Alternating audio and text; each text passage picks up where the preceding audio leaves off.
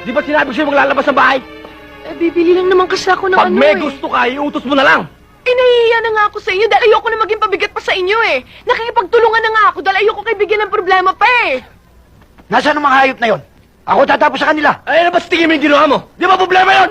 Eh, bakit ba sigaw ka na sigaw dyan? Kung naiinis ka na sa amin, pwede ba hayaan mo na kami naman umalis? sasabit ako, ha? Matagal na kitang pinalayas. Matagal na kitang binigay kay Salazar. Sinasabi ko na nga bang sarili mo lang iniisip mo eh. Ano? Hoy! Baka akala mo masarap lumungay sa kanal, ha? Dumahib sa kanyang kababaw na puti. Kung sarili ko lang ang iniisip ko, ha? Hinayaan na kitang basus-basusin.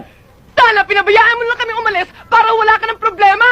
Hindi mo kasi ko naiintindihan, eh. Natakot lang ako kaya ako nagwawala, kaya ako nagsisigaw. Ayoko may mangyaring masama sa'yo. Ngayon kung kailangan lumuhod ako para sundin mo ako, luluhod ako. Ayan! Pwede ba sundin mo ako? Huwag ka lalabas sa bahay! Pao, pare sa pelikula!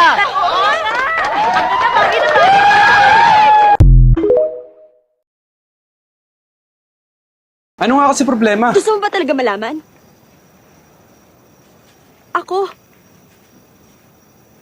Ako yung problema.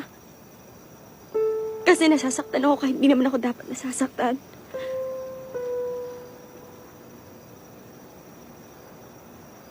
Sana kaya ko lang tiis yung sakit na nararamdaman ko. Kasi ako yung miling nito, di ba? Ako yung may gusto. Sana kaya ko lang sabihin sa'yo na masaya ako para sa'yo. Para sa inyo.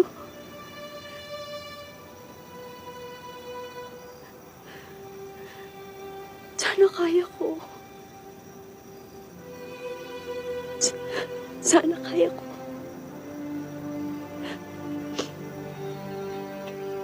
Pero hindi eh. Sama-sama akong tao. Kasi ang totoo umasa pa naman sabihin mo. Sana ako pa rin. Ako na lang. Ako na lang ulit. Maharap ka na ba na ako anak sa Tagyaw sa Gaisano sa Katarman? Alam ko. Alam ko. Kung sugad mo, nakikipagbalikan ka sa kay maharap ka na mayaman ak. Nadiring ngayon ak pobre. Kaya di ba sa to yung kinasiod mo ak? Di mo nga anak yung papakilala sa mga sangkay. Yung pakilala sa tito. Kalamri daw nga o di. Tapos ito nakila mo ito, nakalbo na yun, iksarim, inupod ka dayon.